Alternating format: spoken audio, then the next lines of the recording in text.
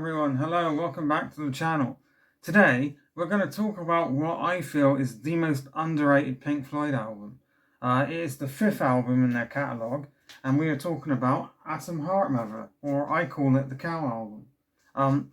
The reason why I think this is so underrated is the first track, Atom Heart Mother, the title track, is a 23-minute instrumental piece, and I think it's brilliant.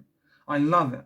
Now, I can understand why people my age, or most people probably, don't want to listen to a 20-minute instrumental track, but I really enjoy it.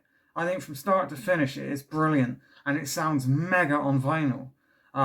Even in even people who like prog rock tend to sleep on this album and not care too much about it, but they are really missing out. So anyway, about the album, prog rock has really taken off in the early 70s.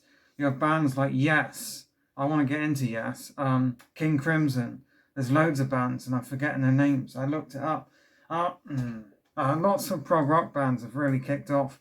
Pink Floyd is one of them. This is, in my mind, their first progressive rock album, with a bit of still psychedelia in there, but it's absolutely brilliant, and yeah, it definitely is their most underrated album by a country mile. So let's talk about the looks first.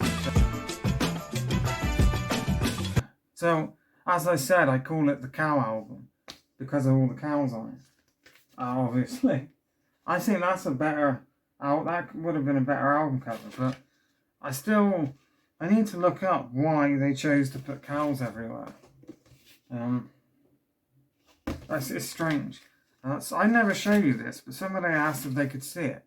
So when you put them in like that, you should always put your records in like this way, never this way, on top of each other, because it'll break them. But somebody wanted to see the, is it the bookmark, this bit?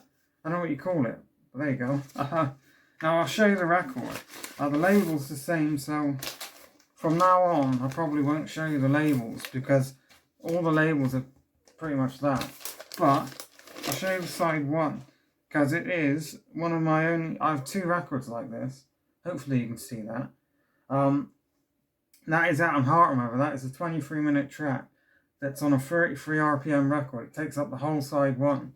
Now, I only have 2 records like that, and the other one is Pink Floyd's Medal with Echo, which is, pardon me, which is a fantastic song. But anyway, we're not talking about that. But the cow, something about this album cover is iconic to me, even though nobody would have a clue what that is if you asked them. It's like it's an underground album, so underrated that most people wouldn't understand it. Anyway, let's talk about the songs. Somebody asked me about the hand gesture. I don't know where the hand gestures come from. That's just sort of become something I do. It's weird. So side one, as I said, starts with Atom Heart Mother, and it's split up into sections. Father's Shout, Breast Milky, of course, Mother 4, Funky Dung, which is the best name for a song ever, Mind Your Throats Please, and Remergence. But it's overall, it's just called Atom Heart Mother, and I love the way the song builds up and up and up, and then it gets quiet again, and then up and up and up again. And I love that Nick Mason on drums and Roger Waters on bass, they play throughout the whole song, and then everything is sort of layered on top. There's a really great section.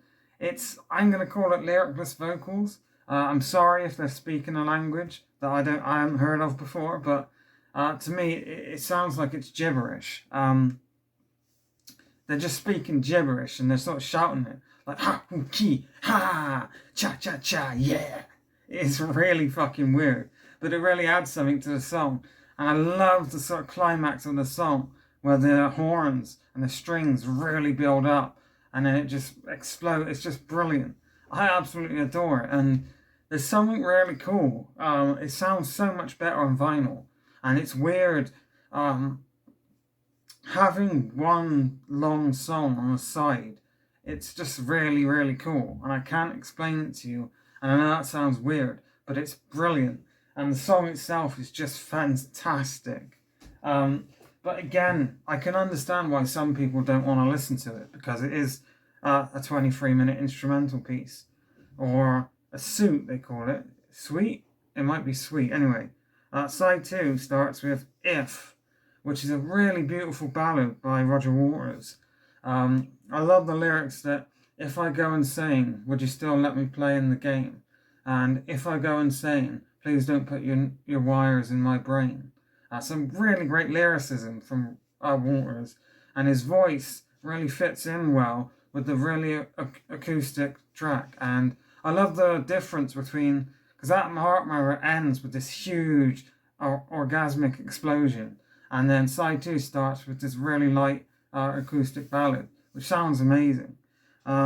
Summer 68 is beautiful, and not Roger Waters, Richard Wright, I can never say his name, Richard Wright vocals are stunning, and the piano is beautiful. He was the keyboardist for the band, and it is stunning. He was an amazing keyboardist, and his vocals are brilliant.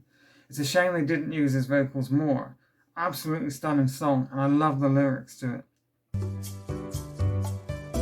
Sorry everyone, I was interrupted. Fat Old Sun by David Gilmour is amazing. His vocals on the track are stunning. I love how they each have, all the vocalists for the band each got a song. Nick Mason refused to do any vocals. He just liked being sat back on the drums, that was his thing. The only vocals he did was on Medal. Anyway, that's besides the point.